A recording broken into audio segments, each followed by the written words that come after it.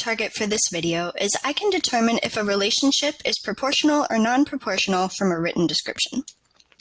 A written description represents a proportional relationship if both requirements below are met.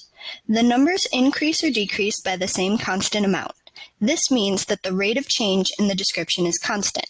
So when you're looking for the rate of change, look for words like per, every, each, or constant rate. Also, in order for a relationship to be proportional, there is no additional information given in the description. Additional information usually means an extra starting amount. However, a written description represents a non-proportional relationship if there is additional information given in the description.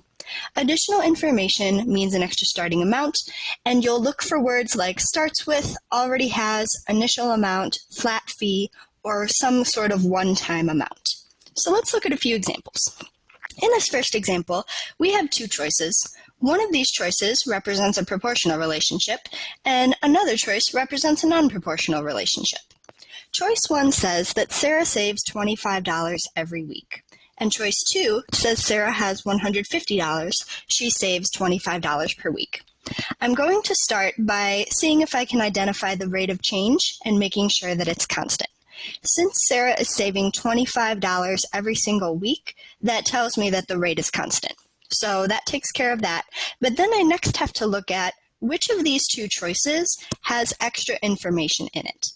I notice in the second choice, Sarah has $150 already, so that right there is an extra starting amount. This means that choice 1 represents the proportional relationship. Choice 2 represents the non-proportional relationship. In the second example, we once again have two choices. Choice 1 says Santiago goes to a carnival. Each ride costs 75 cents. And choice 2 says Santiago goes to a carnival. It costs $12 to get in, and each ride costs 75 cents. So first, let's make sure that the rate of change is going to be constant, and it is going to be constant because every ride that you go on costs an additional 75 cents. In the first example, in choice 1, we just have the rides. However, in choice 2, you have to first pay $12 to get into the carnival, and then you pay more money for each additional ride that you go on. That tells me that choice 2, in this case, is the non-proportional relationship because it has extra information in it, an extra starting amount. Choice 1 is the proportional relationship.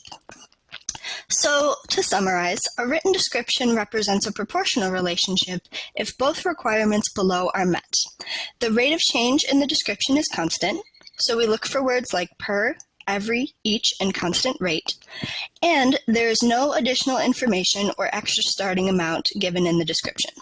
Look for words like starts with, already has, initial amount, flat fee, or one-time amount. Anytime you start to get additional information in a written description, you're going to have a non-proportional relationship. Thanks for watching. I hope this was helpful.